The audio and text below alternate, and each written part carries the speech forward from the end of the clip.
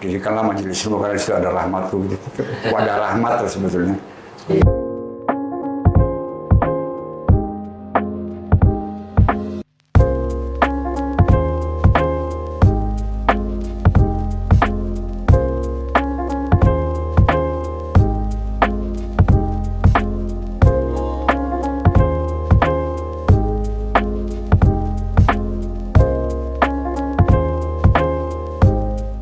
Halo Komre, hari ini kita kembali lagi di podcast Centrais.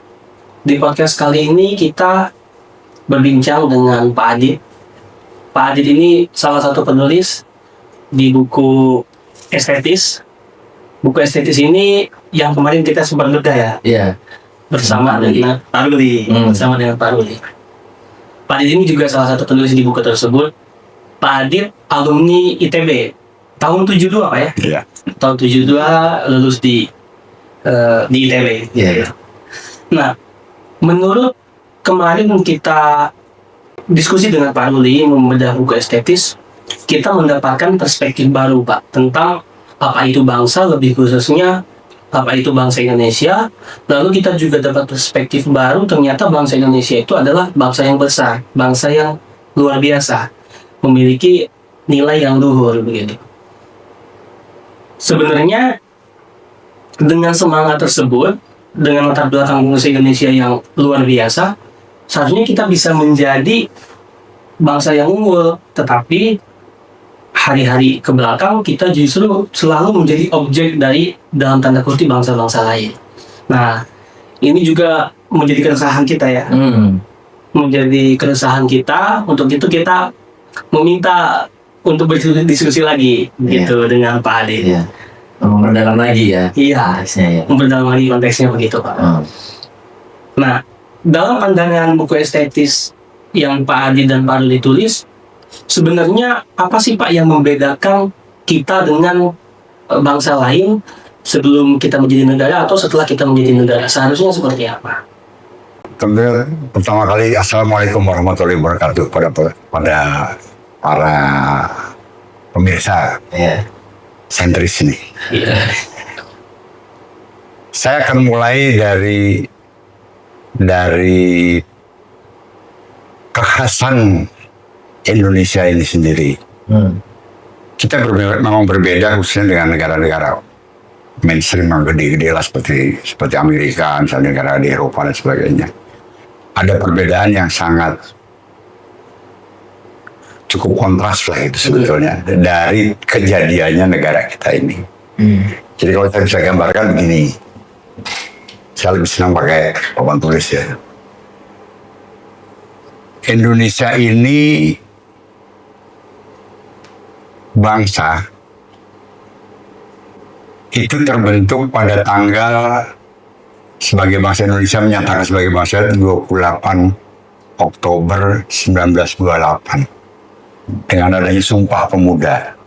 Saya kira itu juga disinggung oleh Pak Ruli kemarin. Ini bangsa Indonesia terbentuk. Lalu bangsa ini merdeka tanggal 17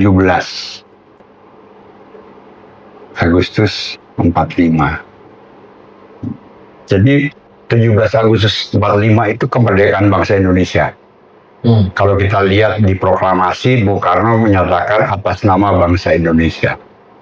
Dengan ini menyatakan kemerdekaan Indonesia dan di bawah ditutup dengan atas nama bangsa Indonesia.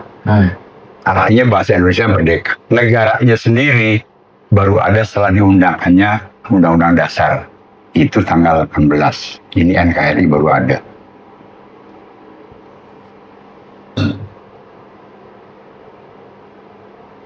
Nah, bangsa yang membentuk negara itu berbeda dengan bangsa. Kalau kita ambil contoh bangsa Amerika, yang paling ekstrim lah, itu rakyat yang membentuk negara.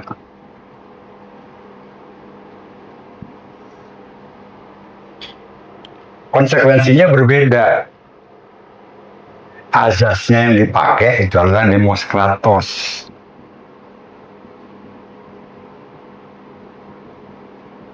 Sistemnya namanya demokrasi.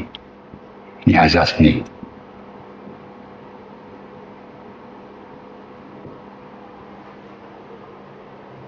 kita bangsa yang membentuk negara, maka yang dipakai adalah etikanya bangsa Indonesia sendiri.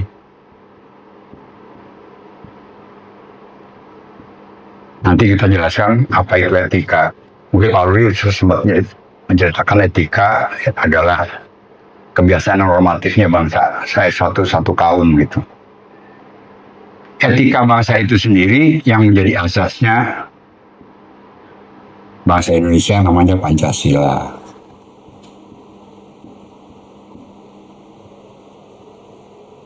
Nah, sistemnya ini sendiri, ini kan mesti ada strategi, ada taktik, ada model.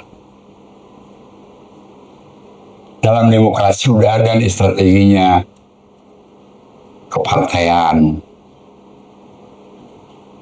atau parpol. Taktiknya ini di sini membentuk partai-partai multi partai. Modelnya pemilu. Gitu. Pancasila sendiri belum pernah ada ini. Ini yang belum pernah ada gitu. Nah sekarang ini di dunia ini kita lihat nih, ketika rakyat yang dinaikkan, yang diunggulkan, yang hilang tuh bangsa. Yang tereliminasi atau terpinggirkan itu bangsa. Kita lihat Amerika nih, ketika rakyat Amerika diangkat, yang hilang tuh bangsa Indian. Bangsa Amerika. Jadi di Australia juga begitu. Di Australia, ketika rakyat Australia diangkat, yang hilang adalah bangsa Aborigin. Mau lihat bangsa Aborigin, mau lihat bangsa Indian di mana? Di cagar budaya. Singapura juga begitu ya Pak? Di dekat kita Singapura itu juga. Itu kan tanah bangsa Melayu. Bangsa Melayu sekarang mana? Mungkin adanya beras-berasan yang mengatur bangsa lain. Jangan jauh-jauh di Jakarta aja nih, bangsa Betawi pinggir. Bangsa Tua di mana? Di Serengseng, cagar budaya. Itu korban karena kita nggak rakyat. Itu satu. Yang kedua, rakyat sama bangsa ini sesuatu yang berbeda secara definisi isinya. Rakyat itu cuma legalitas. Bangsa itu identitas. Semua yang pegang KTP Indonesia itu rakyat Indonesia. Tapi apakah dia bangsa Indonesia? Belum tentu. Begitu juga ada bangsa Indonesia nih, katakanlah bangsa Jawa deh. Bangsa Jawa Indonesia. Dia 20 tahun, 30 tahun barangkali tinggal di Amerika, tetap aja nyari nasi. Kalau dia bangsa Jawa, Jogja nyari gudeg lah gitu. Tetap aja ada gitu, ada identitas dia yang nggak bisa hilang. Itu tadi kaitannya juga dengan kalau di bab 1 tentang ruang dan manusianya itu ada ikatan. Jadi ada ikatan ruang. Kalau bahasa agama rohidofi lah gitu. Itu ngikat itu. Saya punya contoh yang barangkali bukan manusia nih, binatang. Saya punya kucing. Itu disebutnya Maine Coon. Karena dia datangnya dari Maine aslinya, dari Maine di Amerika sana. Makanya disebut Maine Coon. Badannya besar. Kucing saya termasuk yang kecil itu berarti cuma 9 kilo. Kalau yang gedenya itu di sana, yang hidup di sana bisa sampai 15 kilo. Besar, kucingnya besar. Tapi ada satu identitas yang dia nggak bisa hilang. Dia sudah lahir di sini, di breeding di sini, artinya bapak ibunya juga udah lahir di Indonesia, dia juga lahir di Indonesia. Tapi kalau minum satu di air dia selalu kocek-kocek. Oh, karena salju ya. Kebiasaan nyari air di bawah salju. Yang kedua mesti pakai es, mesti dingin. Sedingin. Oh. Itu identitasnya nggak bisa hilang. Gitu. Jadi bangsa dimanapun pasti punya identitas, punya etika yang berbeda-beda. Kalau di agama disinggung, kuciptakan di Islam khususnya kuciptakan bersuku-suku dan berbangsa-bangsa agar saling mengenal. Memang beda-beda identitasnya. Untuk saling mengenal itu maksudnya Allah apa itu nyindir kita. Di setiap bangsa itu ada ilmu pengetahuan. Baik secara biologis, baik secara karakter, baik secara etika, kebiasaan yang normatif dan sebagainya. Di Indonesia juga punya itu gitu. Nah sekarang kita disesatkan seolah-olah bangsa dan rakyat itu sama. Gitu. Sehingga sempat kita diganti Indonesia harus warga negara Indonesia aja. Dulu kan orang Indonesia asli. Maksudnya itu menunjuk pada bangsa. Ketika disebut warga negara Indonesia saja artinya rakyat. Jadi suatu saat kita bisa jadi dipimpin oleh bangsa lain. Misalnya nanti ketika pemilu Christian Gonzalez nyalon presiden gitu Pak. Bisa jadi sama aja bisa. Cristiano Ronaldo bahkan. Iya. Naturalisasi. Dan cara mereka itu cara yang klasik gitu buat itu. Apa yang dikuasai ruang. Oh, oke. Ruang yang dikuasai. Gitu. Seperti Amerika dulu kan, mereka dari Eropa kebanyakan. Dari boleh mereka menguasai ruangnya dulu. Habis itu dia nyatakan bahwa kita adalah rakyat Amerika. Yang kita penduduk asli dari bangsa Indian tadi. Selalu begitu polanya. Gitu. Nah itu kita mestinya mewaspadai itulah sebagai anak bangsa itu. Gitu. Kalau kita gabungkan, mungkin kita gabungkan lah ya. Yang tadi dengan ini.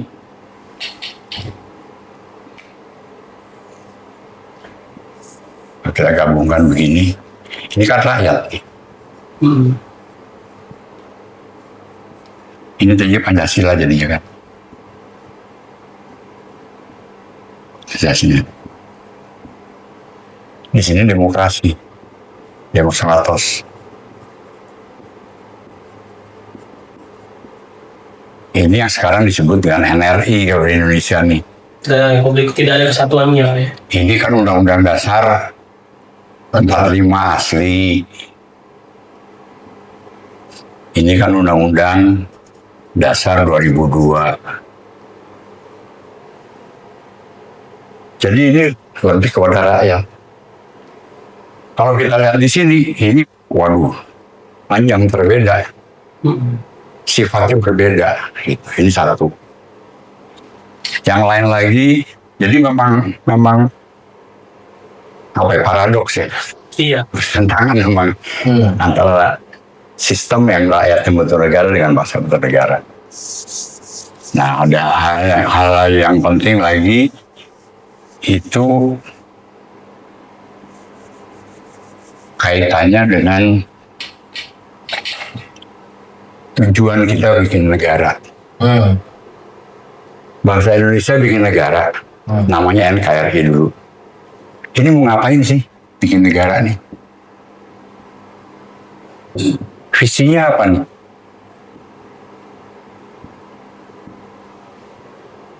Kan visinya namanya bangsa ini merdeka, bikin negara, kan pengennya berdaulat.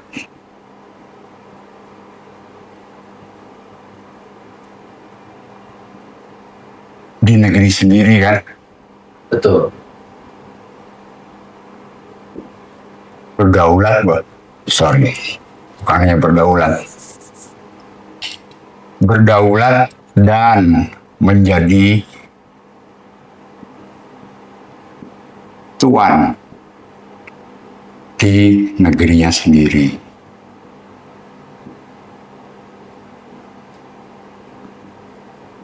Kan gitu.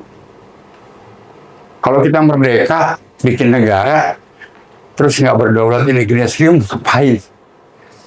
Mau ngapain? Iya. Iya kan? Untuk itu dibuatlah Undang-Undang Dasar. Ini sebagai misi nih.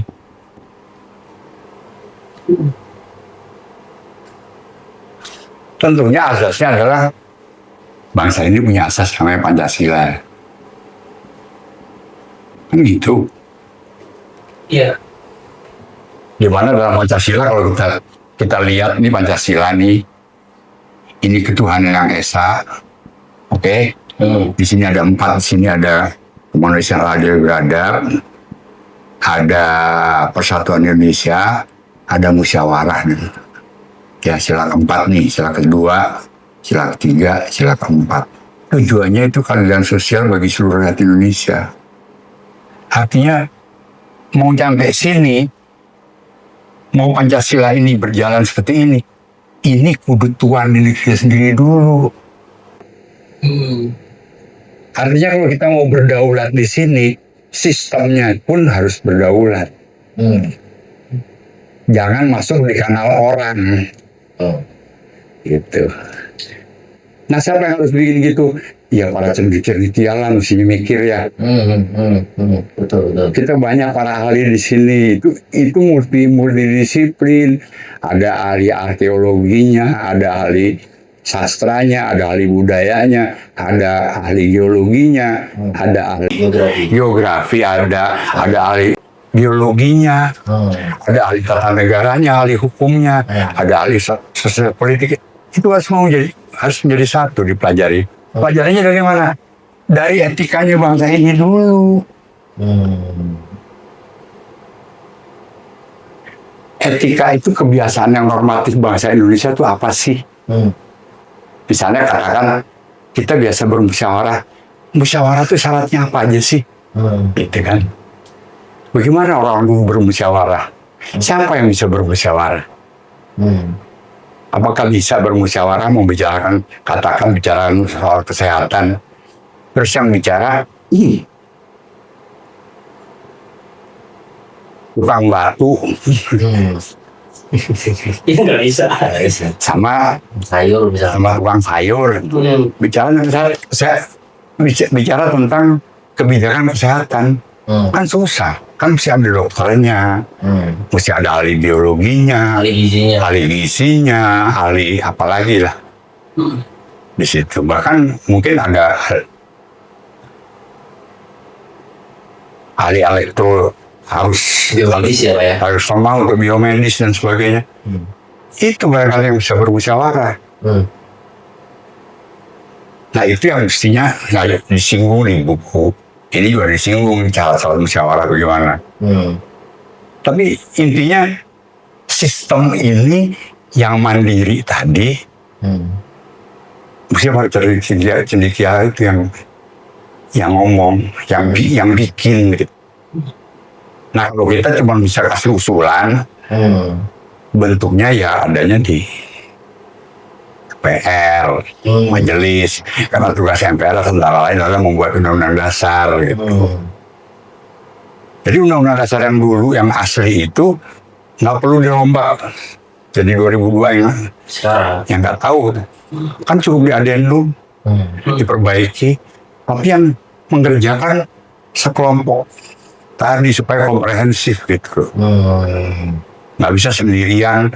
Terus sombong-sombongan gua gitu, karena gua ahli hukum tata negara, dia doang gitu, enggak, mesti bareng-bareng gitu. Mungkin draft boleh lah dari ahli hukum tata negara draftnya gini, tapi dibawa ke majelis untuk dibahas bersama. Itu sih garis besarnya dari saya sebetulnya nih. Detailnya ya kita ntar bisa lebih lanjut. Oke. Tapi sebenarnya ada di sini juga sih sebetulnya. Gitu. Ini bekas tulis saya itu dulu deh. ini Pak, negara kita kan sudah 80 tahun dibentuk dan bangsa kita juga sudah 80 tahun merdeka. Ya mungkin sudah lebih beberapa hari. Kalau dari yang Pak Adit alami dan rasakan langsung, mungkin karena Pak Adit ini sudah merasakan berbagai periodisasi pemerintahan, Presiden Soekarno, Pak Harto, sampai sekarang Pak Prabowo. Menurut pandangan objektif yang Pak Adit rasakan, kondisinya ini cenderung konstruktif, destruktif, atau kita berputar pada ruang masalah yang sama, atau seperti apa? Itu barangkali ada kaitannya dengan satu proses ya. Itu kan sebenarnya ada input. Terus ini ada proses nih, mesin proses nih.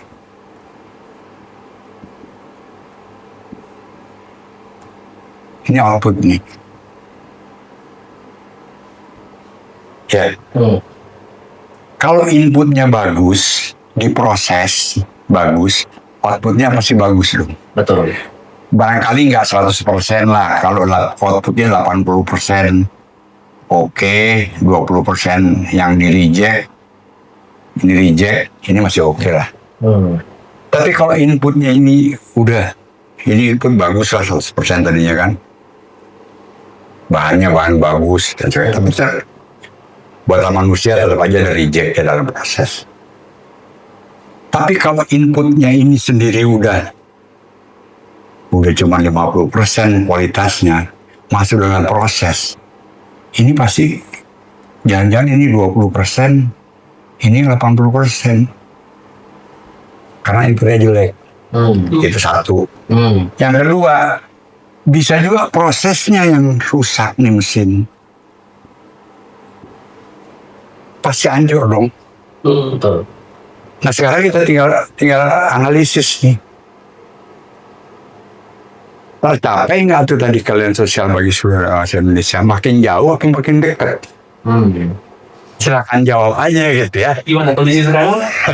Ya, mungkin netizen bisa menjawab sendiri ya. Ya kan netizen bisa jawab. Terutama kaum muda lah bisa ngecek lah. Apa makin baik, apa makin enggak gitu. Apakah kesenjangan apa gini ya istilahnya? Betul. Rasio gini. Rasio gini itu makin gede apa makin kecil? Kan itu aja salah satunya. Apakah rakyat di bawah ini makin susah hidupnya atau enggak? Walaupun dunia ini melihat indeks kebahagiaan orang Indonesia itu masih yang paling tinggi. Karena orang Indonesia itu barangkali IQ-nya tinggi-tinggi. Masalah itu buat dia jadi bahan ketawaan. Gitu. Tapi itu tidak melepaskan bahwa keadaan kita tidak makin baik. Gitu. Ya. Dari segi ekonomi kita juga barangkali hanya dikuasai segelintir orang. Pajak juga ya kalian tahu sendirilah bagaimana penerapannya gitu ya. Iya. Ini karena ada yang salah, entah di inputnya yang salah, entah di proses yang salah, entah di yang mengakibatkan outputnya jadi tidak sesuai harapan gitu. Input ini kalau ini bisa sistem nih.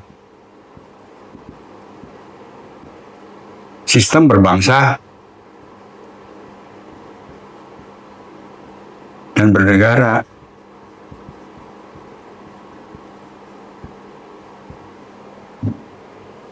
Ini bisa orang-orangnya nih. Atau pemeran.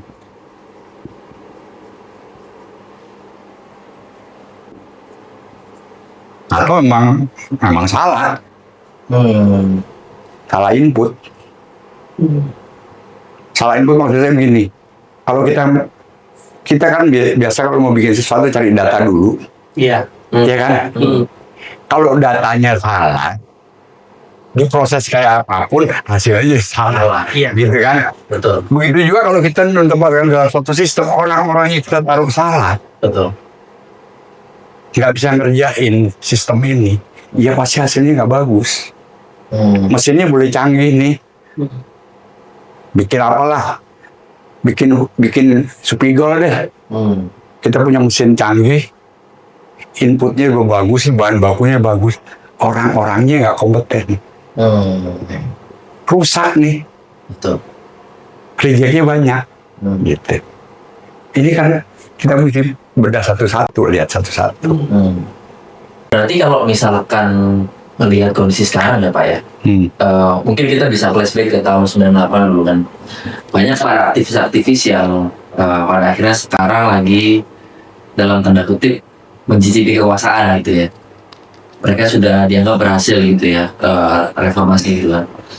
Tapi ternyata kebijakan-kebijakan yang diluruskan pun nggak berbeda jauh gitu dengan apa yang dulu pernah dilakukan gitu kan. Dan justru sekarang makin bobrok lagi gitu. Ibaratkan ada, let's say ada orang-orang yang masuk ke sana gitu ya, orang-orang yang masuk ke dalam sistem gitu pada akhirnya memutuskan masuk ke dalam sistem demi membenahi sistem dari dalam gitu ya. Toh pada akhirnya juga kembali lagi. Nah, kalau menurut Pak Adit sendiri sebenarnya rusaknya sih di mana Pak gitu? Ya kalau orangnya baik, ini orang baik nih, orang baik, punya idealisme, idealis lah orangnya, baik dan idealis, masuk dalam sistem yang rusak, bisa berbuat dia, Sulit sih, Sulit. dia akan terbawa, terbawa. atau dia frustrasi, either dia ikut brengsek, Atau dia keluar ya. atau dia keluar. Iya. Gitu. Itu udah banyak, kalau contoh itu banyak, cerita-cerita kecil itu banyak. Tapi yang saya duga emang pernah di sininya orang yang punya idealisme itu mentok. Dia punya idealisme nih, bahwa misalnya buat kesejahteraan, kemaslahatan rakyat banyak. Prosesnya buat nyampe di sini kan udah banyak cerita tuh. Musim masuk dulu di proleg apa ya? Prolegnas dulu, baru naik lagi ke ini, baru ke komisi, baru akhirnya sampai ke ketua partai setuju apa enggak. Dan itu salah satu kepentingan kan. Seperti ini Pak ya, undang-undang perampasan aset itu udah 3 presiden sekarang masih belum selesai. Itu juga udah 3 periode satu. Terus kedua, rakyat nggak tahu isinya apa sebetulnya. Sebetulnya nggak tahu ya. Oh iya. Ada tuh saya baca, kemudian baru lihat tadi tuh di YouTube tuh. Ternyata tuh isinya juga mengerikan juga. Atas dasar perkiraan aja, Suspek ya Pak ya, suspek aja tanpa pengadilan harta bisa disita. Dan itu nggak harus dikembalikan kalau ternyata dia nggak salah. Negara bisa nyita begitu aja, rampas aset kita. Ada dibahas. Tebalnya kalau nggak salah 340 halaman tuh. Undang-undang perampasan aset itu. Ya itu mesti dilihat dulu. Tapi yang ngebahas tadi orang-orangnya nih. Iya. Kalau orang punya kepentingan, ya susah kan. Iya. Apakah yang kepentingannya orang-orangnya, apakah kepentingan yang mengusulkan deh dari pemerintah barangkali ya. Dia bisa dengan itu dia bisa represif. Jadi emang ini sangat kompleks tuh. Proses ini sendiri kita juga masih tanda tanya sebetulnya kan. Iya. Nah tugasnya para cendekiawan itu banyak orang pinter nih. Kenapa nggak coba-coba membenahi atau mencari sistem yang bukan aja yang memang berangkat dari etikanya bangsa Indonesia sendiri gitu. Kan kita punya asas Pancasila itu dari mana sih dulunya gitu. Hubungannya sama etikanya bangsa Indonesia itu apa sih gitu. Itu pernah dilakukan nggak? Iya kan? Iya. Jadi Pancasila bukan sekedar hafalannya. Kalau kembali ke tadi, gimana sih strateginya Pancasila itu harus menjadi suatu sistem nggak? Yang asasnya Pancasila. Jadi gini, ini Pancasila. ya kan? Sebagai asas nih, sebagai sumber hukum dari segala hukum, ya kan? Iya. Punya tujuannya adalah tadi, atau di Pancasila akhirnya itu keadilan sosial bagi seluruh rakyat Indonesia. Begitu. Iya. Buat mencapai ini, maka harus dibuat undang-undang dasar. Dengan segala turunannya, ada undang-undang, ini turunannya ada undang-undang, ada turunnya lagi apa? Peraturan pemerintah.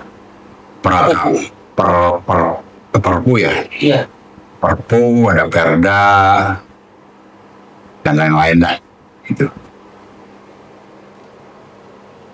Kalau kita lihat, ini adalah sains. Sedangkan ini adalah teknologi. Ini adalah aktornya nih. Tujuannya. Jadi intinya undang-undang dasar itu adalah teknologi. Ambil contohnya gampang gini nih. Di sains ini, kita punya tepung, punya telur, punya gula, ada air, ada apa lagi ya? Ya itu barangkali. Terus kita nih mau bikin apa? Ini tadi punya tepung, punya gula, punya telur, ada air, ada apa lagi lah gitu. Terus kita mau bikin apa? Bikin serabi. Baru dibuat ini cara membuat serabi. Teknologi. Metodologinya ya. Iya. Ya kalau teknologi kecil ini, kalau kita ngomong gedenya itu teknologinya lah. Gitu. Ini sainsnya, kita punya data-data ini nih, sains nih. Kita mau bikin serabi, maka ada teknologi. Kalau kita di sini mau bikin kue bolu, caranya beda lagi. Kalau kebalik aja tuh bolu jadi serabi.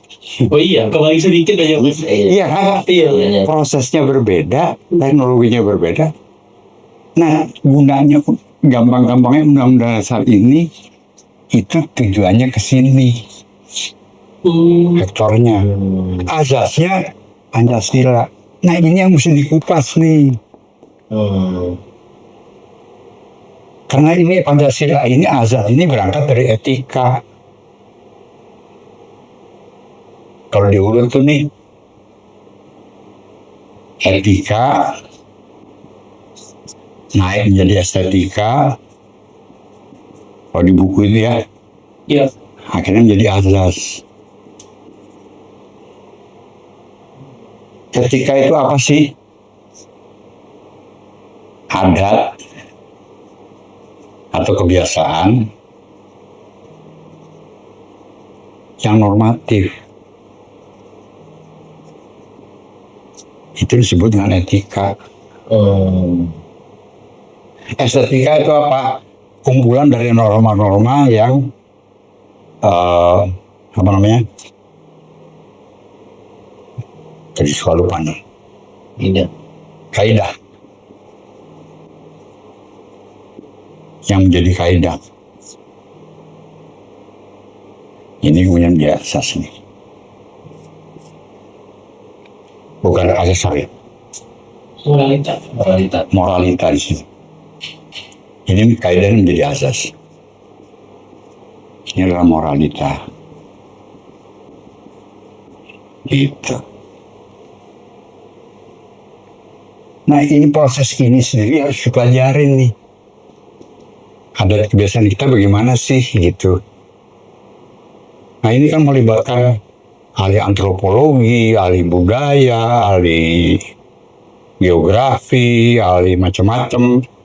termasuk ahli geologi, lihat proses perjalanannya. Dan masing-masing bangsa pasti berbeda-beda. Dan itu bisa dilihat dari artefaknya masing-masing kan. Orang-orang Mesir punya artefak, orang punya artefak. Itu berangkat dari ini. Nah kita pernah nggak mengkaji ini gitu. Itu kan tugasnya mestinya para cendekiawan. Kalau saya cuma Neymar sebetulnya. Kita mencoba bikin cari alternatif yang ada itu ntar dari sini. Gitu. Oke. Sampai situ dulu barangkali. Mungkin satu pertanyaan lagi ya. Kalau menurut Pak di buku estetis itu Pak ya, kan kita balik lagi ke masalah etika itu ya. Etika itu kan ya sebuah kebiasaan yang normatif gitu, tradisi yang normatif gitu. Nah, dengan meninjau geografi yang ada di Indonesia gitu ya Pak ya, dari Sabang sampai Merauke gitu ya, itu kan memang geografis yang cukup berbeda dengan negara-negara yang lain gitu Pak ya, sehingga memunculkan sebuah tradisi atau etika yang berbeda juga gitu ya. Nah kalau dari pandangan Bapak di buku ini gitu ya, etika bangsa Indonesia itu kayak gimana sih Pak? Nah itu sebenarnya begini, kebiasaan yang normatif dari bangsa-bangsa atau suku-suku bangsa kita di Indonesia. Itu adatnya, kebiasaannya.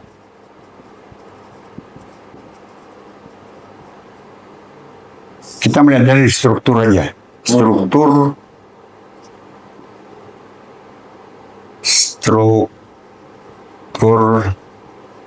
masyarakat atau kaum, suku atau bangsa lah. Kita mengamati, saya memparuri ada orang-orang lain yang terlibat yang kita teman diskusi, itu ada 5 elemen. Selalu ada 5 elemen. Satu, ada pemimpin agamanya. Pemimpin agama atau percaya dulu mungkin namanya dukun, mungkin namanya orang pinter dan sebagainya. Terus ada cendekianya. Ada nih, selalu ada cendekianya. Ya mungkin kadang-kadang ini jadi satu. Ya pemimpin agama, ya orang pinternya gitu ya. Tapi ada juga, ada tentaranya. Pasti ada. Yang sekecil apapun ada tuh, caranya dan jaga wilayah dan sebagainya. Terus ada pemimpin adat. Terus ada pekerja. Ada kerja petani, ada kerjanya mengukir dan sebagainya, melayan, tergantung ruangnya di mana. 5 elemen ini selalu ada. Nah, kita menganalisis 5 elemen inilah kemudian menjadi asasnya bangsa Indonesia. Yang 5 tadi Pancasila. Singkatnya begitulah. Gitu. Dalam maksud lain, bangsa-bangsa atau suku-suku yang ada di Indonesia itu satu pasti memiliki sebuah kepercayaan kepada Sang Pencipta. Ada pemimpin agamanya. Yang kedua itu pasti memiliki ilmu pengetahuan yang ada khas dari daerah situ sendiri. Yang di pantai berbeda sama yang di gunung ilmunya gitu. Tapi ada nih cendekianya. Terus yang ketiga itu mereka memiliki semangat persatuan dan ada yang menjaga. Ada yang menjaga, ada tentara atau keamanan atau apa pokoknya. Selalu ada. Terus ada pemimpin adatnya. Selalu ada. Baru ada pekerjaannya di situ. Oke. Dan itu wilayah-wilayah yang Pak Adi dan Pak Luli amati itu selalu begitu. Selalu begitu. Hampir selalu. Walaupun kadang-kadang tidak bisa pecah 5 persis seperti ini, kadang-kadang ini 3, ini jadi 1, ini jadi 1 gitu ya. Tapi nilai itu ada. Nilai itu ada, elemen itu ada gitu. Walaupun kadang-kadang dirangkap jabatan lah kalau sekarang kali ya. Iya. Gitu. Tapi ada nih, ada. Apalagi kalau kita lihat barangkali yang masih menonjol kerajaan itu Bali lah. Bali. Ya, ini ada nih. Ada pemimpin agamanya, pedandainya, ada cemikawanya. Kan dibagi-bagi tuh. Terus ada yang pecalang satria, ya jadi pecalang sebagian pemimpin adatnya.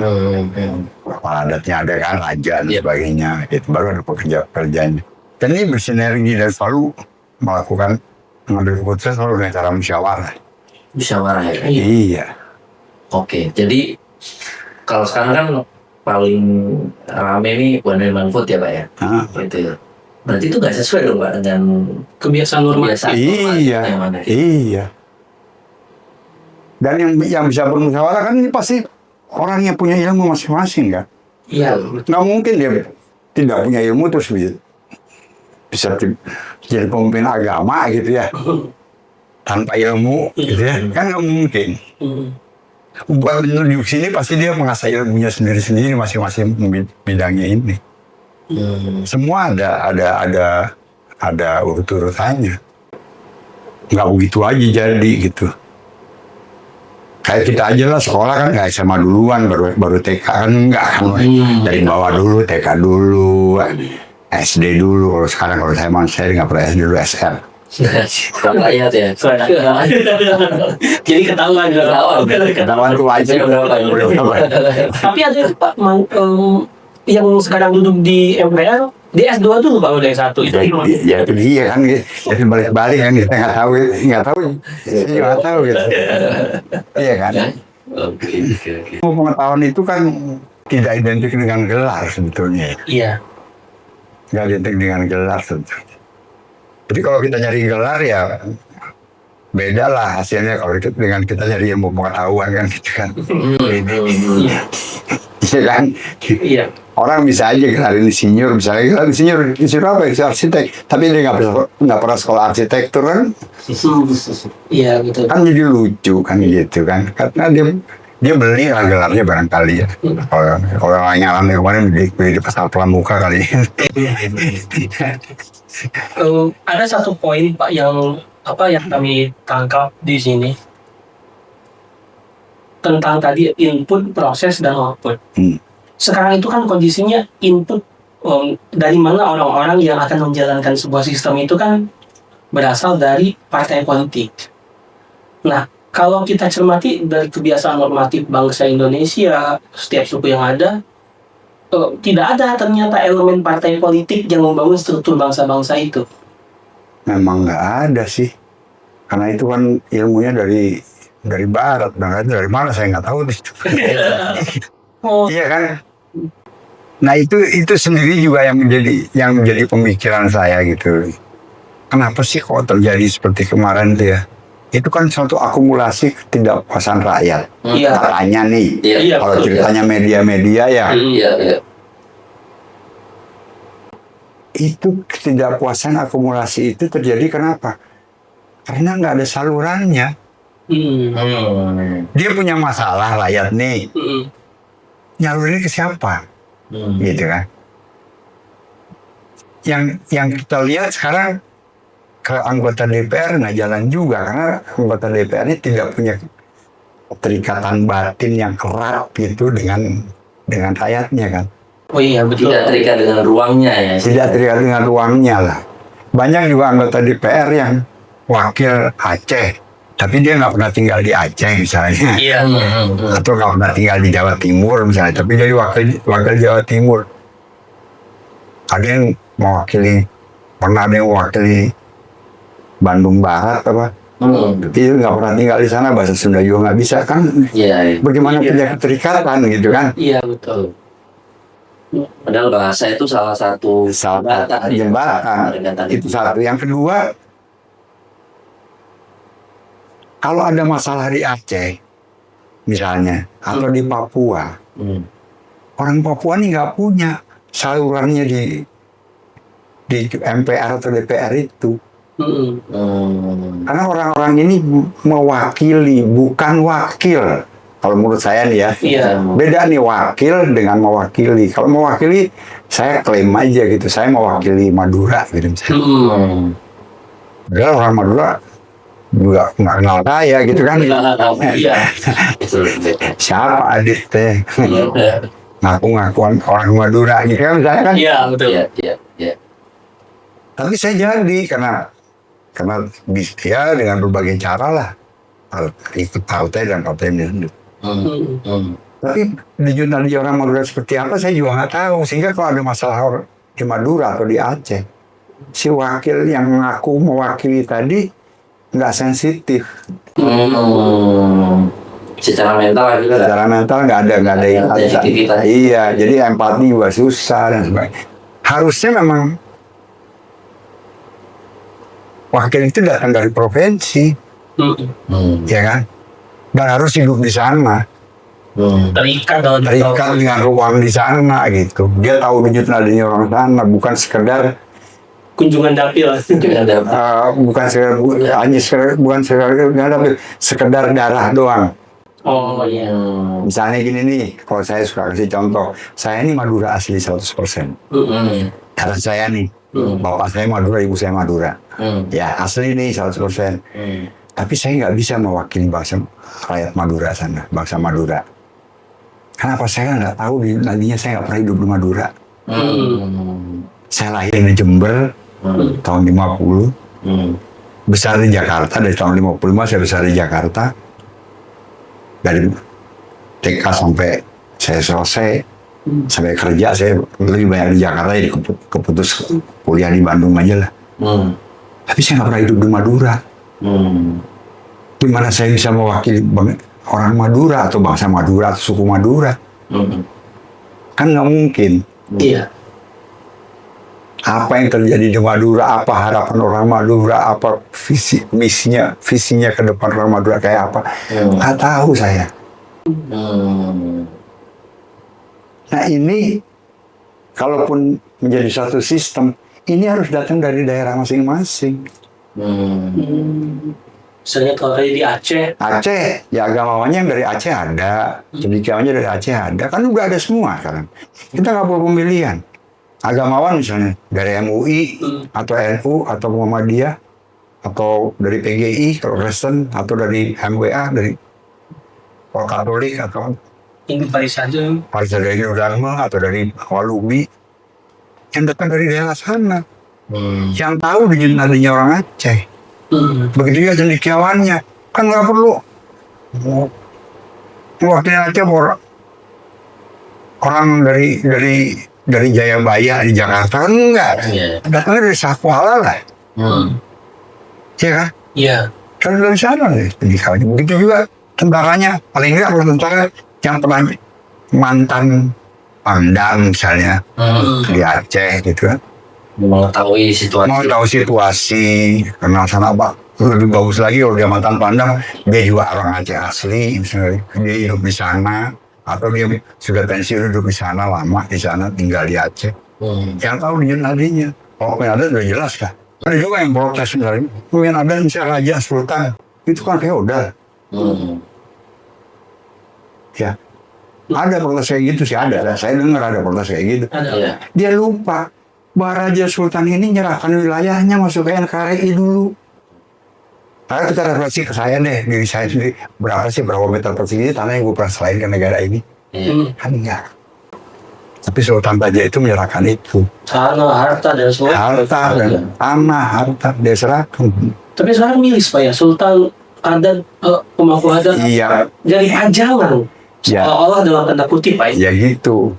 Memang ya ini termasuk dalam, ini agak loncat-loncat banget. Tapi termasuk dalam perang asimetris. Oh, oke. Jadi gini nih, kalau kita lihat elemen ini nih, ini kan mereka berfungsi dulu. Berfungsi kan mereka nih. Iya. MUI misalnya, berfungsi nih, jaga kehidupan umat, agama dan sebagainya. Begitu juga NU gitu. Tapi mereka nggak pernah kasih peran. Sekarang nih dengan sistem sekarang, kalau datang ke DPR hanya sebagai narasumber. dipakai apa enggak, usulan dia tergantung tadi. Pentingnya Kalau lihatnya bagaimana ini, termasuk ujungnya ketua partainya setuju apa enggak, menguntungkan enggak buat partainya, partainya setuju. Mungkin di sana atau ada, kalau sekarang orang suka ngomong ada pemodalnya, oligarki dan sebagainya. Kita nggak tahu. Artinya apa? Mereka dibiarkan berfungsi, tapi nggak pernah dikasih peran. Oke. Ya kan? Dibiarkan berfungsi, tapi nggak dikasih peran. Dikasih peran. Itu salah satu langkah pertama asimetris. Yang berikutnya, fungsinya pun mau dihilangkan, dikurangin, diambil, dipretelin. Maaf nih, yang terasa di mana? Di tentara. Balik ke barak gitu ya. Kembali ke barak, fungsinya yang tadinya buat keamanan bangsa dan negara, kalau kita lihat di muka 5 tuh, itu kan keamanan bangsa dan negara, kesejahteraan dan sebagainya. Itu elemen udah ada, tapi nggak dikasih peran. Bahkan tempatnya ya strukturnya diubah sedemikian rupa sehingga dia nggak bisa apa-apa. Dengan demikian gampang masuk. Yang mengganggu keamanan dan keutuhan bangsa ini gampang masuk. Gampang masuk. Karena ininya dipretelin fungsinya. Boro-boro kasih peran dipretelin. Itu persepsi yang saya lihat nih. Pandangan saya begitu. Begitu juga agamawan pelan-pelan berhilangin. Ingat kan dulu pernah ada di KTP nggak perlu ada agama. Iya, ada perlu. Ada Ya, ada statement gitu. Ada. Agama itu hanya pengotak-kotakan. Artinya apa? Fungsinya mau dihilangin. Di bidang pendidikan gitu juga. Ya. Guru tuh dulu pendidik. Pelan-pelan berubah jadi sistem belajar mengajar. Jadi belajar, bukan didik lagi. Cuma belajar, murid belajar, guru ngajar. Ini anak mau jadi apa, mau punya adab apa enggak, mau punya etika apa enggak, itu juga mulai nggak dipeduli gitu. Karena kalau pendidikan kan, ya namanya satu ada nilai, yang kedua ada adab, dididik adabnya, ada reward and punishment, mesti ada. Kalau sekarang anak dihukum apa gitu, orang tuanya bisa marah. Kalau dulu zaman saya buat salah di sekolah dihukum sama guru, nggak berani saya ngadu ke orang tua saya. Dimarahin balik, Pak. Dimarahin balik. Malah lebih dimarahin, ditambahin. Ya dulu kita sangat hormat pada guru, sekarang kan berantem sama guru, orang fisik biasanya. Iya kan, udah nggak tahu yuk mulai kapan. Dan itu mungkin juga karena adanya pengkotak-kotakan generasi lagi. Itu juga salah satu simetris ya, Pak? Sangat simetris. Memutus hubungan anak dengan orang tua antara lain. Iya, betul. Anak akhirnya tidak perlu tahu dia sejarahnya dari mana. Lama-lama sejarah bangsa Indonesia itu juga hilang. Kan? Pelajaran sejarah kan juga dipotong-potong. Pelajaran geografi juga dihilangkan. Supaya apa? Anak nggak kenal sama negerinya sendiri. Anak nggak kenal sama sejarah bangsanya sendiri. Malah ada yang belok-belok ke sejarah malah sekarang. Ada kan? Ada kaum yang belok ke sejarah juga ada. Ada kan? Iya, nyata. Itu salah satu perang asimetris. Orang nggak sadar itu, kita dikotak-kotakin Gen Z lah, Gen Z lah, Gen apalah, baby boomer lah, supaya lu beda golongan sama gue kan. Itu ada garis merah yang nggak bisa dibuang, garis keturunan darah.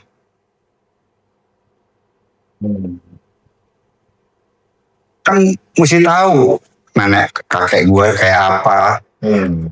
sekalipun mungkin kakek moyang gue ada yang perampok gitu, gue mesti tahu kan supaya gue nggak ikut-ikut jadi kayak dia kan gitu. Iya.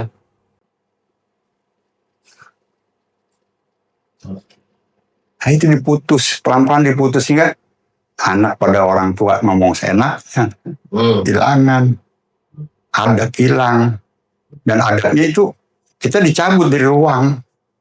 Padahal orang timur punya adat sendiri, ini sendiri, cabut disamain sama seolah yang ngomong orang tua pakai pinggang, teriak-teriak, itu hebat, lain kan? Iya. Di kita enggak lah, nggak boleh lah kayak gitu. Apalagi kita orang yang mengaku beragama lah, yang diajarin gitu. Jadi itu memang sangat kompleks. Nah buat generasi kita juga, kalau kita tadi lihat ini tadi yang kembali ke angkat tadi ini bangsa, ini rakyat, ini tadi Pancasila ya, ini demokrasi. Ini NKRI di sini kan, ini NRI. Kalau kita lihat perbedaan di sini ini yang ditonjolkan adalah hak asasi manusia. Iya. Ya. Betul. Kalau kita pakai Pancasila sebagai orang beragama, sebagai negara yang beragama, ya, artinya negara yang mau mengaku adanya Tuhan, bukan HAM ini sini kewajiban. Kewajiban asasi ya. Iya. Ini yang depan. Sebab agama itu mengajarkan kita mendahulukan kewajiban. Kita ini orang Islam nih. Saya kemudian beragama Islam, kita yang ada di sini kemudian beragama Islam.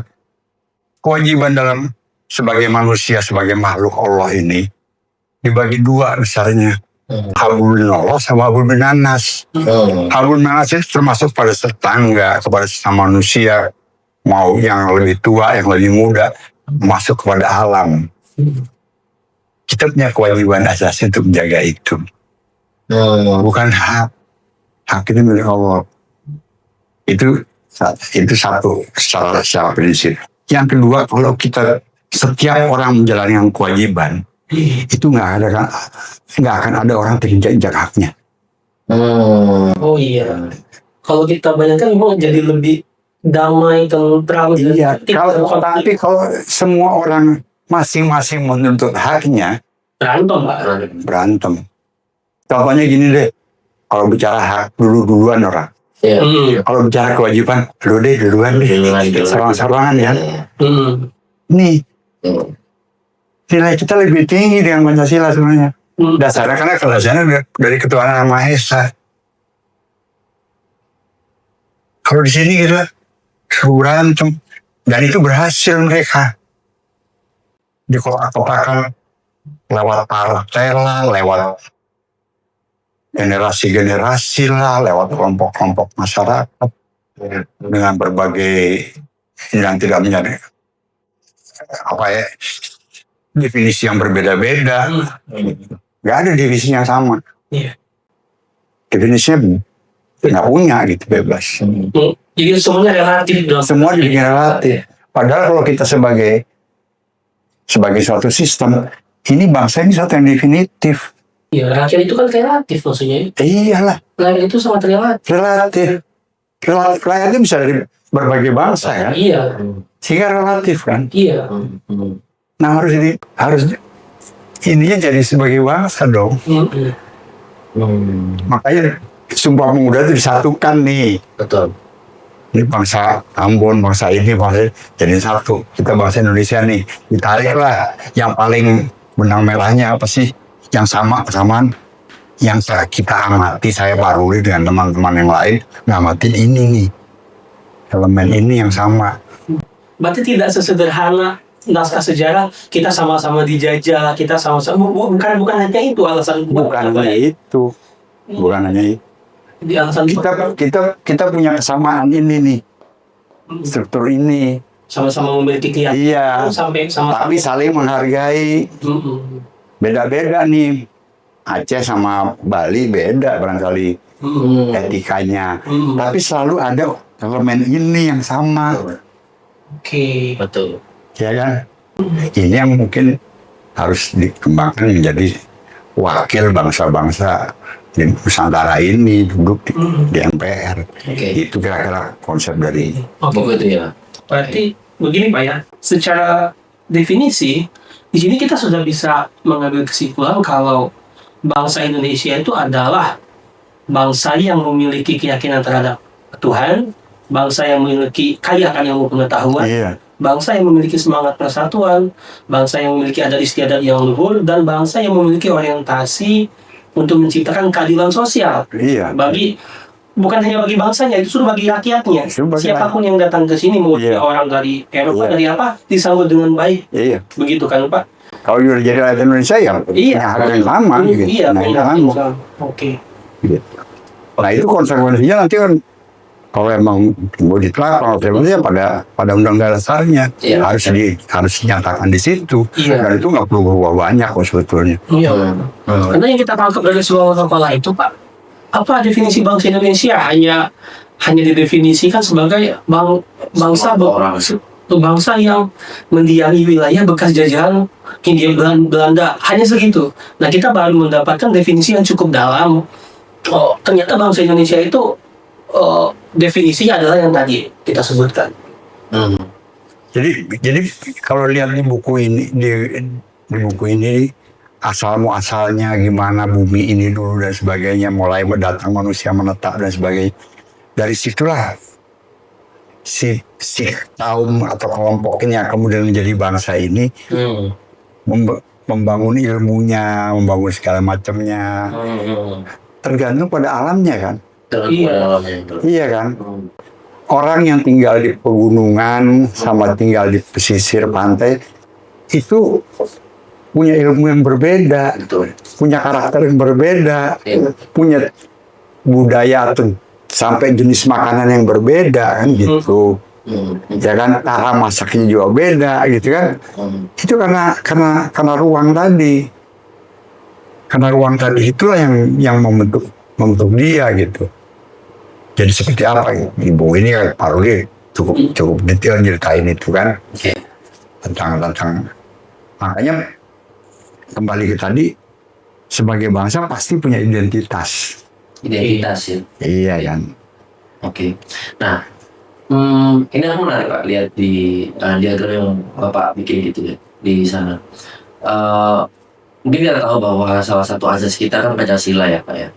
Dan Bapak di situ menulis lawannya adalah demokrasi gitu ya. Mungkin istilah demokrasi itu mulai banyak dibicarakan gitu ya, terutama di Indonesia itu sendiri kan dari semenjak kita merdeka gitu ya, istilah demokrasi gitu ya. Nah sebenarnya dan sering dicampur adukan gitu ya ketika pas waktu Orde Baru gitu ya, demokrasi Pancasila lah segala macam gitu ya. Sebenarnya apa sih Pak yang membedakan antara Pancasila dan demokrasi? Jadi kalau itu saya ngelihatnya begini nih. Kalau kita lihat ini bangsa Indonesia nih, itu punya asas namanya Pancasila. Oke. Ini tadi kan rakyat nih. Itu asasnya demokrasi. Ini sama nih. Di sini NKRI, di sini Undang-Undang Dasar 45. Di sini NRI sekarang namanya. Ini dasarnya Undang-Undang Dasar 2002. Ya kan? Ini nyinggung agama dikit nih. Yang saya diajarin di agama tuh ada zat, ada sifat, ada bentuk, ada nama. Kalau bahasa agama itu zat, sifat, af'al. Ini asma. Ya. Sifat itu ada zat, menunjukkan zat. Af'al menunjukkan sifat, menunjukkan zat. nama menunjukkan bentuk. sifat dan zat. Contohnya, kalau saya bilang, beli Ji Samsu, nama udah tahu tuh bentuknya Samsu kayak apa, sifatnya kayak gimana, zatnya bentuknya kayak apa. Gak ada kan? Nah di sini ini ada rekayasa manusia. Kalau di sini ini mutlak Allah.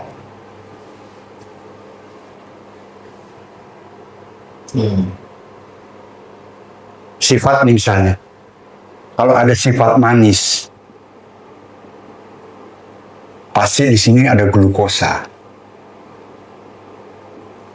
Bentuknya bisa bulat, bisa kristal, bisa cair, namanya bisa mangga, namanya bisa duren, namanya bisa gula, namanya bisa segala macam. Tapi yang jelas menunjukkan zat glukosa.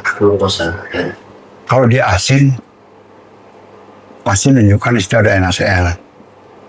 Kan gitu. Ya. NaCl. Ya kan, pasti ada kan. Namanya bisa macam-macam. Jadi sifat ini menunjukkan zat. Kalau sifatnya beda, nih manis sama zatnya pasti beda. Kan gitu.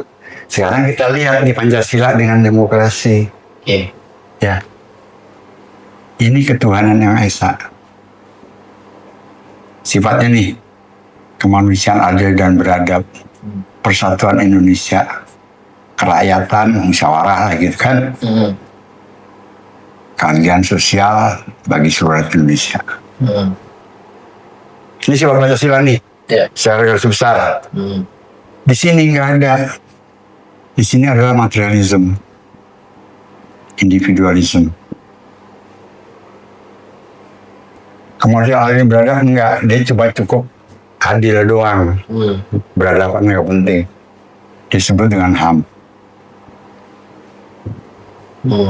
Persatuan Indonesia ini mungkin apa ya?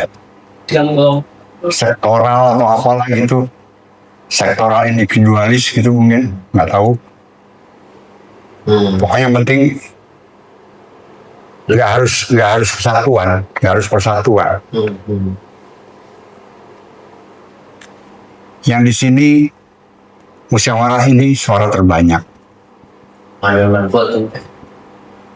Kan one man one vote, omov lah gitu ya. Ini kepentingan kelompok.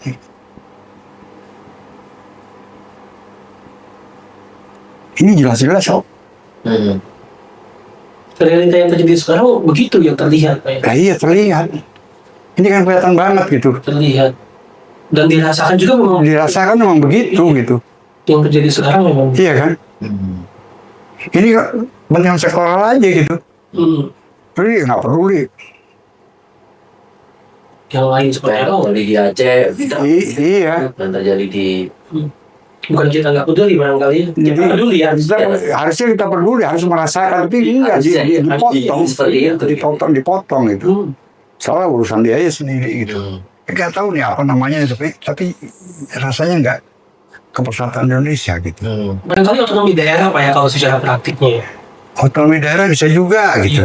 Lebih kepada federasi atau apa namanya, federal atau apa namanya gitu. Federal barangkali ya namanya. Lebih kepada negara federal. Makanya hanya dihilangin. Oh iya. Enggak. Kesatuan ya. Kita dikelar. Oh iya, bukan negara kesatuan lagi sekarang. Iya. Nggak tahu alasannya apa, tapi kan orang juga nggak memahami ini nih negara kesatuan NARI. Ini kesatuan kan? Negara. Orang yang nggak tahu ini kesatuan apa nih? Apa kesatuan partai politik? Apa kesatuan oligarki? Atau kesatuan apa? Kan mestinya kalau kembali ke Sumpah Pemuda ini kesatuan bangsa kan? Kebangsaan. Ini harusnya kesatuan kebangsaan. Jadi negara NKRI adalah negara kesatuan kebangsaan yang berbentuk republik, yang kemudian disebut sebagai negara kesatuan Republik Indonesia. Harusnya begitu kan?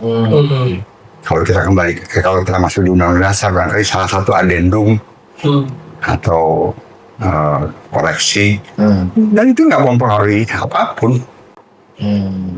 Secara keseluruhan Undang-Undang Dasar yang asli itu nggak terpengaruh, hanya perbaikan aja. Oke. Perlu menekankan kesininya soalnya sebetulnya. Gitu.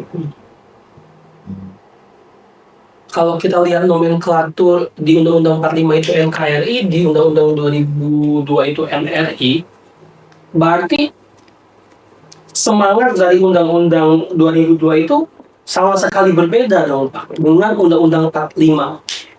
Beda.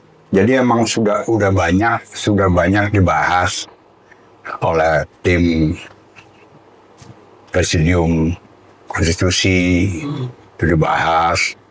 Bahkan Profesor Kailan udah bilang bahwa itu 97% berbeda dengan, dan memang nggak ada lagi itu Pancasila menjiwai itu udah nggak ada. Boro-boro menjadi suatu sistem berbangsa, jiwanya aja udah dihilangin. Karena tadi dibawa ke sini semua. Iya. Semua dibawa ke sini. Jadi ukurannya benar-benar materialisme aja gitu. Dia nggak lihat lagi siapa yang harus dilayani, siapa yang melayani gitu kan. Pajak setengahnya aja gitu misalnya ya. Itu kan benar materialisme karena negara butuh aja. Butuh uang. Butuh uang. Nggak lihat rakyatnya bagaimana. Ya tadi dengan ini apalagi nih. Bangsa ini udah nggak berdaulat sama sekali di negeri ini. Kalau menurut saya sih. Oke. Bukan cuma menurut Bapak, menurut kita juga begitu. Kalau menurut pandangan saya juga begitu. Iya. Sistem berbangsa bernegara kita ikut dikanalisasi oleh mereka, ekonomi dikanalisasi oleh mereka, sistem pendidikannya dikanalisasi oleh mereka, sampai kesehatan juga dikanalisasi. Semua mereka ngatur standarnya tanpa kan mestinya. Nggak begitulah mestinya lah. Kalau sebagai bangsa yang berdaulat di negerinya sendiri kan gitu. Kalau saya sih lebih kepengen kita berdaulat dan jadi tuan di negerinya sendiri. Ya kan masa segini banyak orang sekolahan, segini banyak perguruan tinggi, masa nggak ada sih orang-orang yang gitu. Saya kan mesti dicari. Kalau kembali ke mana, ke Mukadimah itu alinea ketiganya, atas berkat rahmat Allah yang Maha Kuasa dan dengan didorongkan oleh keinginan luhur. Nah, keinginan luhur itu yang mestinya menjadi dasar jiwa kita kalau kita mau nyusun undang-undang dasar, menunjang undang-undang, bikin peraturan. Jadi keluhuran budi itu yang mesti ada gitu loh, sehingga pejabat nggak asal ngomong gitu kan, anggota DPR nggak asal ngomong gitu kan, yang nyinggung nggak kelihatan tuh keluhuran budinya tuh nggak kelihatan gitu kan. Di tengah rakyat lagi susah, lagi dicekik pajak ya gara-gara entah penyebabnya COVID atau apapun, kan joget-joget naikin gaji dan sebagainya, naikin tunjangan. Itu kan keluhuran budi itu nggak ada gitu. Artinya ini Mukadimah kita udah dia. Iya betul. Sekarang gak ada keinginan luhur kadang-kadang. Nggak ada keinginan luhur, nggak kelihatan gitu ya. Dari sikapnya nggak kelihatan, dari ini nggak kelihatan gitu. Ya kita nggak tahu ya. Betul. Dan itu yang memunculkan kemarin pada akhirnya rakyat marah gitu Pak ya, dan terjadi. Iya, dan itu akumulatif ya, bukan banyak hal lain. Dia punya masalah nggak tahu ngadu kemana gitu kan, nggak tahu ngadu kemana. Kalau udah ngadu di situ cuma kita boleh teriak-teriak di luar doang, tidak ada. Walaupun dia ada dialog yang katanya jadi narasumber, nggak ada juga barangkali kan. Iya. Artinya kan aspirasi atau keinginan rakyat itu terbentur kan. Ya karena mereka bukan bagi rakyat ya kok. Kalau kasarnya lu pakai diomongin di pekerja partai, susah kok. Nah iya. Iya. Jabatan. Nah, anggota DPR juga lebih takut pada ketua partainya ketimbang pada rakyat yang dia mengaku sebagai mewakili rakyat itu kan. Iya itu disampaikan juga Pak sama Pak Bambang Pacul. Ya iya kan Bang Pacul secara belak-belakan ngomong. Terus ada juga siapa yang ngomong tuh kemarin soal tingkat-tingkatan kalau mau masukin suatu usulan undang-undang lewat ini. Nah kebayang nggak kalau undang-undang itu semata-mata untuk kepentingan rakyat banyak, tidak menguntungkan buat para pemodal atau tidak menguntungkan para politiknya, kan pasti ditolak duluan. Dibuat larut-larut.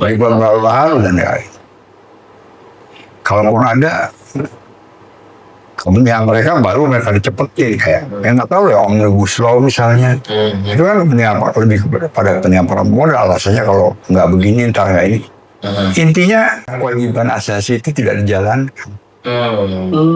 Ini contoh aja nih, contoh misalnya gini nih, kalau di rumah tangga yang paling kecil lah, secara paling kecil kan rumah tangga. Saya sebagai suami, kalau saya tidak jalankan kewajiban saya sebagai suami, istri anak-anak saya kehilangan haknya dong. Oh iya, Iya kan? Betul. Kalau saya cuma bilang, itu hak gua yang cari duit, hak gua mau pakai kemana, gua mau kasih sama siapa kek, gua mau kasih sama lo apa enggak, itu hak gua. Gua yang berkeringat. Kalau bicara hak asasi nih, itu kalau bicara kewajiban, enggak, gue wajib menafkahi anak istri gue wajib menolong tetangga gue yang susah, gue wajib menolong orang yang susah, gue wajib mengajar orang yang nggak tahu, wajib membantu orang yang tidak mampu, semua kewajiban. Wajib menjaga tanaman, wajib menjaga alam, wajib semua kewajiban. Di perusahaan, pimpinan wajib memberi gaji anak buahnya, anak buahnya wajib menaati aturan-aturan perusahaan. Semua jalan kewajiban, nggak ada yang berantem. Tapi kalau bicara hak, berantem. Yang diutamakan hak ya. Diutamakan hak, bro. Makanya udah itu kayak belok dikit, hak dan kewajiban, harusnya kewajiban dan hak. Kewajiban dulu baru hak. Kewajiban baru. Kita kan kita kerja dulu baru digaji kan. Iya, Masa kita gaji di depan. Iya. Ya kan kita jalan kewajiban kita sebagai pekerja, baru kita dibayar haknya. Begitu juga si pemberi kerja. Jangan udah orang jalanin kewajibannya, lu nggak kasih haknya, nggak kasih gaji. Kan nggak boleh juga. Dia udah nyelesain kerjaannya, lu kagak bayar, lu tunda bayarannya, kan nggak boleh kan gitu. Itu perilaku yang tidak beradab gitu. Iya kan, itu kan hubungannya kalau di sila kedua ya kemanusiaan adil dan beradab. Bukan cuma sekedar adil, kudu beradab gitu. Kalau adil aja, semua orang yang mencuri itu dihukum adil. Tapi menjadi tidak beradab ketika yang satu itu mencuri karena lapar, yang satu mencuri karena serakah, korupsi misalnya. Itu nggak beradab, kan harus berimbang. Oke. Nah, Pak, mungkin ini sih. Tadi kan Bapak mungkin sempat cerita ya Pak ya terkait soal Undang-Undang 2002 gitu ya dan Undang-Undang 1945 yang asli gitu Pak. Apa yang terjadi hari ini kan sebenarnya mungkin bagian dari penetapan Undang-Undang 2002 gitu ya dulunya. Sebenarnya kalau misalkan Bapak melihat Pak ya, dan dengan dikorelasikan yang ada di buku ini gitu ya, kira-kira bentuk sistemnya ini seperti apa Pak sebenarnya Pak? Yang ada di yang ada di buku yang seharusnya berdasarkan pada Pancasila itu. Kalau kita lihat namanya kan majelis, majelis permusyawaratan rakyat. Itu kalau dulu di undang-undangnya atau di dekret ya, dibilang di undang-undangnya itu MPR terdiri dari DPD, utusan golongan dan DPR. Kan itu. Sampai situ sih sebenarnya nggak apa-apa. Cuman yang disebut dengan utusan daerah, utusan golongan, kemudian DPR, itu tinggal kriterianya bagaimana. Kalau menurut saya, kalau terlihat ke sini agamawan, cendekiawan, ya kan, tentara, TNI lah. Kemudian sini sultan raja, pemangku adat. Kalau nggak ada raja sultannya, sini profesional kan, pekerja. Kan itu sebetulnya kalau dikelompokkan. Ini yang harusnya menjadi isi dari MPR tadi. Ini MPR terdiri dari majelis-majelis. Majelis satu, Ketua Yang Maha Esa kan, isinya agamawan. Majelis kedua, kemanusiaan yang beradab, isinya cendekiawan, gitu kan? Majelis ketiga, Persatuan Indonesia kan, Persatuan Indonesia ini isinya tentara, dari TNI lah gitu ya. Dan ahli-ahli pertahanan lah.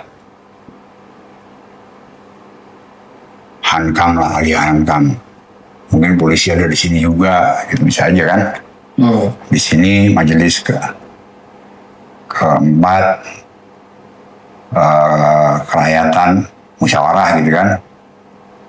Itu sultan, raja, dan pemangku adat.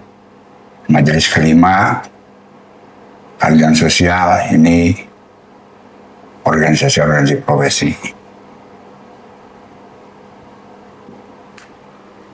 Kalau kita lihat ini harus dari daerah. Ini mutlak dari daerah.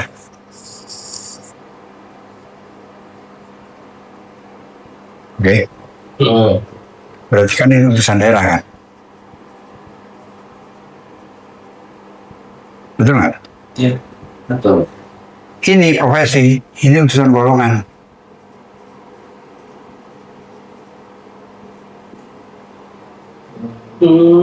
Tinggal DPR-nya. Ini dibuat definisinya aja DPR nih. Kalau saya cenderung ini diisi oleh para ahli nih. Yang asalnya bisa dari sini ditambah ahli-ahli dari sebagian MPR, ditambah dari ahli-ahli yang lain. Apa misalnya ahli geologi, ahli ekonomi, ahli kesehatan, ahli apa-apa. Sesuai pada bidangnya Pak ya? Soal bidang. Ini yang menggodok nih, ini think tanknya ini sebenarnya nih.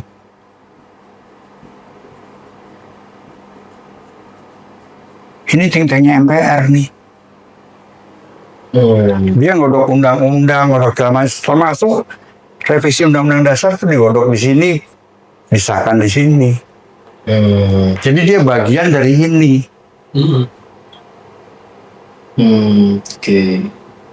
Tapi anggota MPR dan anggota DPR ini berbeda kan berarti? Berbeda. Jobnya berbeda. Berbeda. Tapi ini dalam satu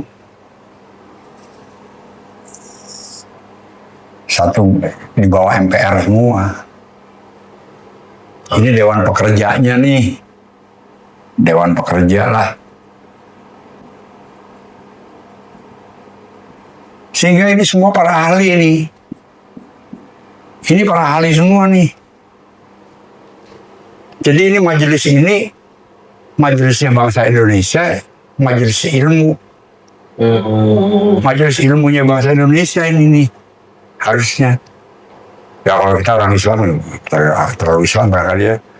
Jadi karena majelis ilmu, karena itu ada rahmat tuh. Ada rahmat tuh sebetulnya. Iya. Berarti presiden posisinya di mana? Di bawah ini, presiden di sini mandataris. Oke, berarti tindakan presiden. Ini kan ada tugasnya nih. Undang-undang dasar. TAP, MPR, dan sini ada apa namanya? GBH. GBHN. Sorry terbalik nih, GBHN dulu kali ya. GBHN dan TAP MPR.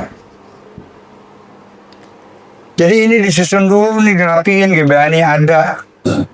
Baru nunjuk mandataris. Oke. Jadi istilahnya gini nih, kalau saya kasih contoh. Ini keluarga nih. Ini kan kalau dilihat keterangannya nih dalam penyusunan yang Undang-Undang Dasar dulu, kan asasnya kekeluargaan. Ini persatuan di sini nih, kekeluargaan. Ya. Jadi ibaratnya keluarga besar. Saya keluarga nih, punya keluarga nih, kita berkeluarga. Saya punya hajat mau nikahkan anak saya, misalnya nih. Saya punya duitnya 100 juta, adatnya pakai adat Madura, begini, udah nih jelas nih. Itu namanya GBHN. Ya, nunjuk nih Dek, lu bisa nggak jadi IO? Jadi presiden. Presiden IO Pak ya. IO. Ya. Iya. Jadi presiden akan mengatakan, saya atas nama bangsa Indonesia akan menjalankan Undang-Undang Dasar GBHN berdasarkan Pancasila, gitu.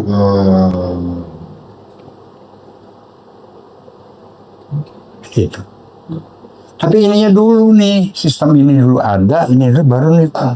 Oke. Presiden sebagai mandataris, nggak ujuk-ujuk nih dari presiden. Nggak tahu kriterianya apa. Kenal juga enggak Gitu ya. Dan ini kan gampang, orang-orang ini udah punya kriteria sendiri milihnya caranya. Berarti kan kita bisa bikin kriteria umum, misalnya gini, satu, karena kita negara beragama, ya dianya jalanin syariatnya bagus ya. Syariat agamanya bagus ya. Ya kan? Kita pertama nih, karena Ketuhanan Maha Esa kita. Kalau dia orang Kristen, kalau dia nggak pernah ke gereja, ya nggak berdoa, ya kan? Orang Islam nggak pernah sholat, di luar masjid, ya berdoa. Orang Hindu kan mestinya pergi ke pura, yang ini mesti ke mana vihara. Ya harus dong gitu kan, kalau lu ngaku beragama kan, jalan syariat agamanya. Yang kedua, integritas.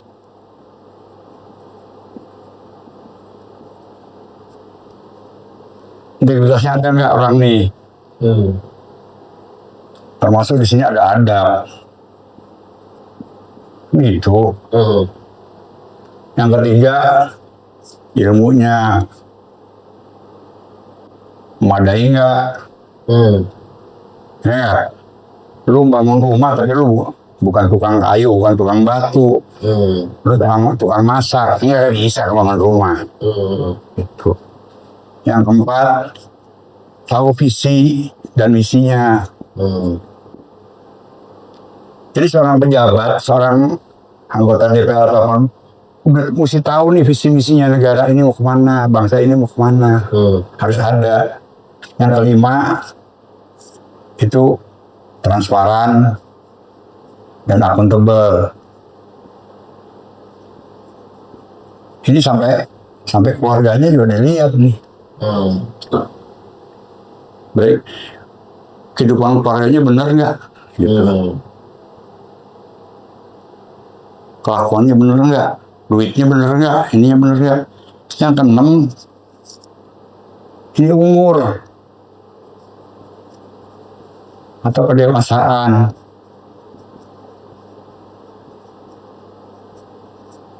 Atau pengalaman. Cuman ini nih kriteria utamanya mah. Nggak susah. Semuanya sudah ada di kita sebenarnya Pak, tinggal diramu. Ya kalau ini buat orang Islam ini rukun iman sebetulnya. Iya. Percaya kepada Allah, ya, percaya kepada malaikat, imam malaikat, Integritasnya kan malaikat nggak bisa diraguin. Kalau dia tugasnya nyabut nyawa aja. Kalau kasih wahyu aja berita aja.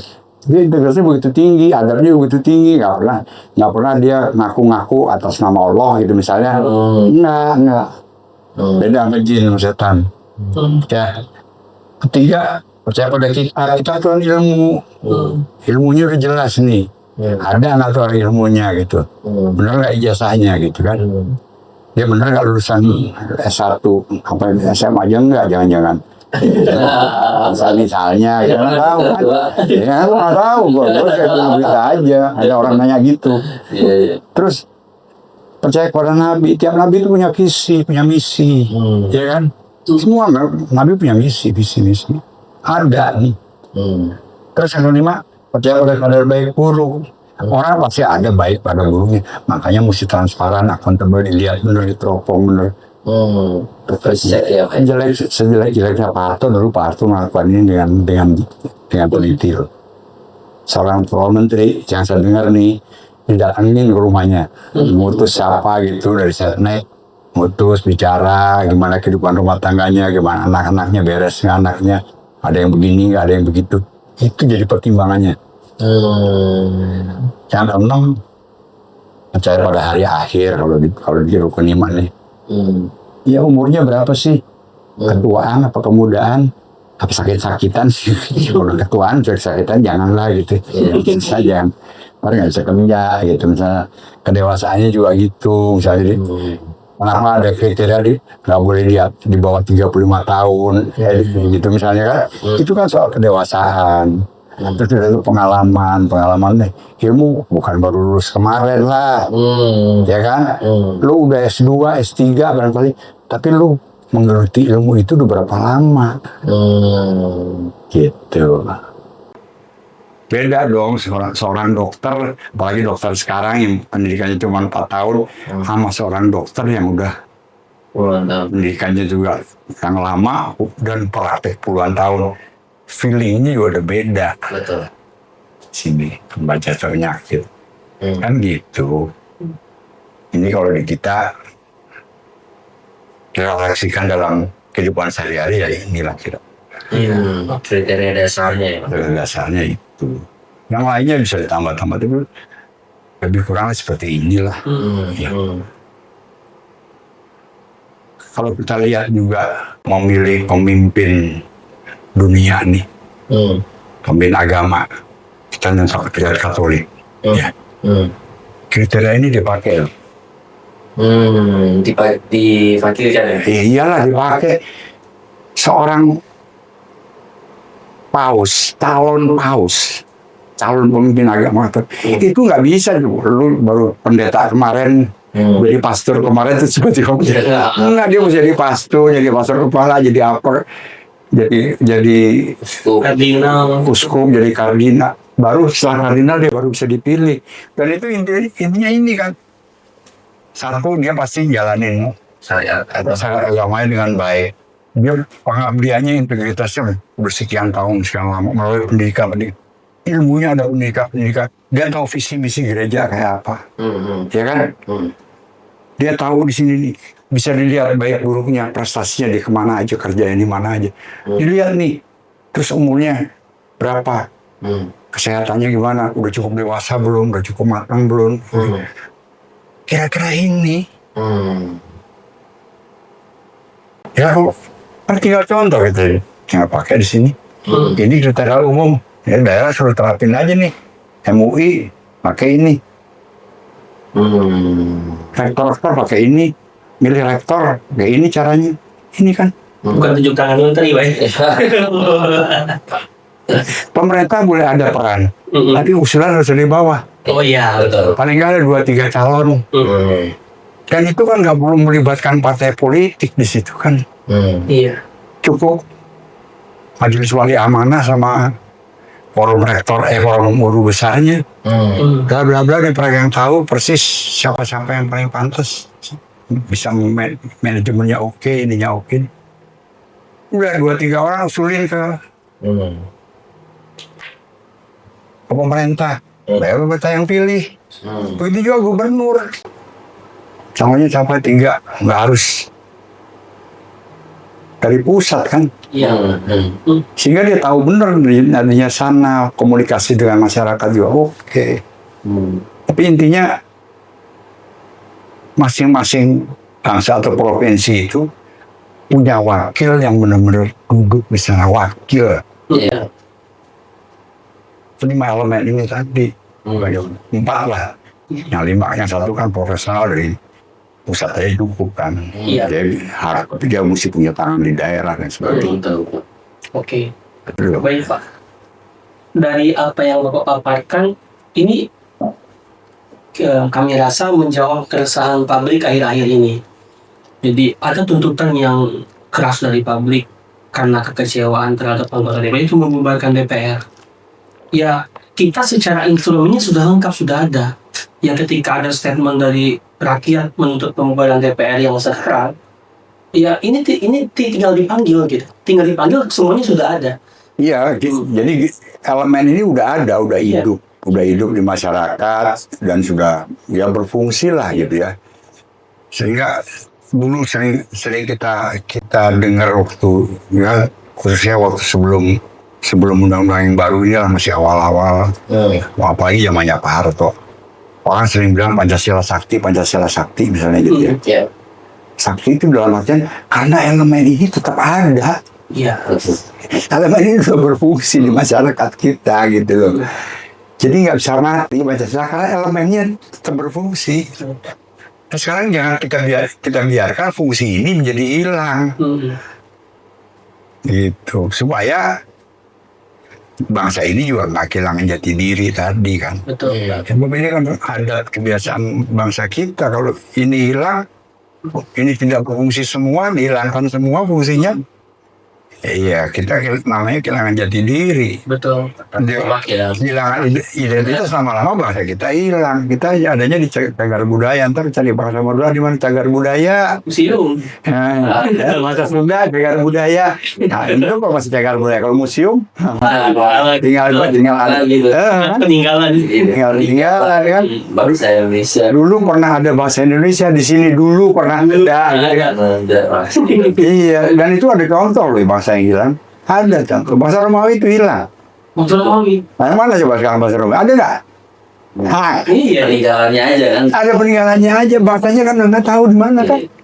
Bahasa Yunani juga. Iya. Yunani masih ada negara Yunani. Greek. Ya Greek kan masih menamakan dia Greek kan. Rakyat Yunani masih. Romawi mana? Iya. Romawi. Bahasa Romawi hilang ketika ngangkat jadi rakyat Romawi kan, masuklah semua rakyat di situ. Akhirnya bahasa Romawi hilang. Oke. Berarti Pak, satu poin lagi. Jadi sangat rasional dan logis berdasarkan judul buku Rasionalitas Kehidupan Berbangsa. Tambah poin di situ, bisa berkehidupan berbangsa dan bernegara tanpa partai politik. Sangat bisa. Sangat bisa sih, kalau menurut saya sih bisa. Bisa banget gitu. Dan itu akan menghemat banyak. Kita nggak perlu ada KPU, nggak perlu ada Bawaslu, nggak perlu ada pemilu. Dan semua dari bawah, bottom up. Dan pengawasan pun dari bawah. Iya, pengawasnya waskat loh. Malah kan masyarakat itu sendiri yang mengawasi. Iya. Iya kan? Misalnya gini, Ketua MUI Aceh. Kan dia punya sistem sendiri, kita nggak ikut-ikut. Dia milih, dia punya sistem. Rakyat Aceh bisa nilai dia. Kalau dia brengsek, Ganti sama bisa dihukum rakyat Aceh sendiri. Iya, betul. Baik hukum sana. Iya, kalau enggak, begitu juga cendekiawannya. Iya. Apalagi udah duduk, dia mewakili Aceh, cendekiawannya macam-macam, main-main, terima duit dari oligarki buat merugikan rakyat Aceh. Digantung rakyat Aceh, Iya. langsung tuh. Tapi kalau rakyat Aceh ada masalah, dia juga tahu datangnya ke dia. Masalah apa pendidikan, dia datang ke sini sebagai wakil, ya supaya pusat berikan pelatihan. Begitu juga masalah pertahanan keamanan, begitu juga masalah adat. Ada salurannya. Iya. Oke. Kalau udah gitu kan nggak perlu demo. Betul. Betul nggak? Betul. Datang aja ke wakil. Datang aja ke wakil. Iya. Beres kan? Iya, Pak. Karena dia memang wakilnya ya santai-santai aja hubungannya. Emang kenal, emang tahu, Iya. emang ada hubungan apa namanya? Katanya Pak ya. Hubungan batin sama yang diwakili. Nggak perlu lagi demo ngapain ya demo. Ini terakhir Pak, barangkali ada pesan atau closing statement dari Pak Adit kepada kita semua anak-anak muda bangsa Indonesia dan ya kepada kita semuanya seperti apa? Iya, anak-anak terutama generasi muda nih, karena generasi muda ini kan yang penerus bangsa kita, anak muda ya. Mereka harus tahu bahwa harus sadar bahwa kita ini bangsa yang punya sejarah yang hebat lah gitu ya. Jadi jangan dilupain tuh sejarah itu. Ambil yang baik-baiknya, ambil sebagai contoh, sebagai pijakan buat melangkah ke depan gitu. Itu satu. Yang kedua, jangan lupa soal kewajiban. Jangan melupakan hak, soal kewajiban dah di depan ya. Kalau Anda masih pelajar, kewajiban Anda terutama adalah belajar. Kewajiban lain adalah menghormati orang tua. Kewajiban yang paling penting, jangan lupa sama Sang Pencipta, apapun agamamu. Ya kan? Itu kewajiban. Kewajiban pada tetangga juga, kewajiban pada alam. Jangan mengedepankan hak lah. Kewajiban dulu. Jalankan kewajiban. Kalau kita orang Islam ya, kewajiban vertikalnya ya kudu sholat lah, ya kan, kudu sholat, puasa, zakat dan sebagainya, kewajiban. Yang berikutnya, jangan juga gampang terbuai dengan pengkotak-kotakan. Apakah itu pengkotakan generasi, apakah itu pengkotakan golongan, janganlah. Polarisasi ya. Polarisasi itu janganlah gitu ya. Oh ini Gen Z, ini Gen milenial, ini Gen ini jangan ikutin lah. Ada garis merah yang harus kita pegang, yang sebagai orang, baik sebagai orang timur maupun sebagai orang beragama. Ya itu kan mesti hormat, saling menghormati, terutama pada orang yang lebih tua, pada guru dan sebagainya. Itu nggak boleh hilang gitu, jangan adab itu tetap harus dijunjung lah, jangan ditinggalkan gitu. Jadi jangan mudah tersilo sama yang dari luar, selalu baik belum tentulah. Coba gali yang ada di diri sendiri. Yang ketiga, di negeri ini nih, dari Sabang sampai Merauke, dari Miangas sampai Pulau Rote, itu sumber ilmu pengetahuan yang sangat banyak. Baik itu manusianya, baik itu alamnya, baik itu yang ada di sini lah, semua itu anugerah dari Allah. Gali itu semua, jadikan itu bermanfaat buat kepentingan bangsa dan rakyat kita sendiri. Semangat itu yang mesti ada gitu ya. Nah itu kan mesti didukung. Jadi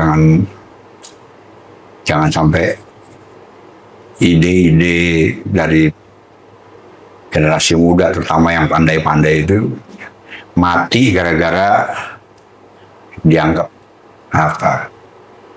tidak menguntungkan golongan apa enggak, mestinya lebih pada menguntungkan manfaat buat bangsa ini, kemaslahatan bangsa dan umat. Itu mesti dikedepankan. Jadi jangan kendor semangat buat belajar, kritis, buat belajar cari ilmu pengetahuan lah.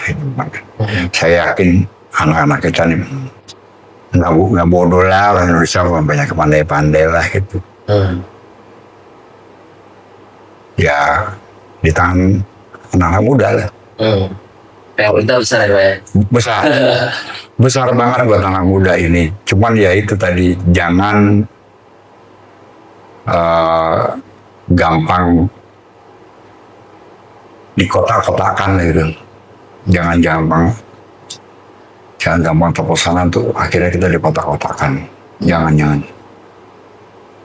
Tadi kewajiban kita buat bangsa ini banyak. Kalau kita mau jadi bangsa yang kuat. ya harus merdeka, harus berdaulat. Intinya ke situ. Kita sama-sama anak-anak muda terutama harus punya kesadaran untuk berdaulat dan menjadi tuan di negerinya sendiri. Jangan kita mau dikanalisasi orang-orang gitu kan.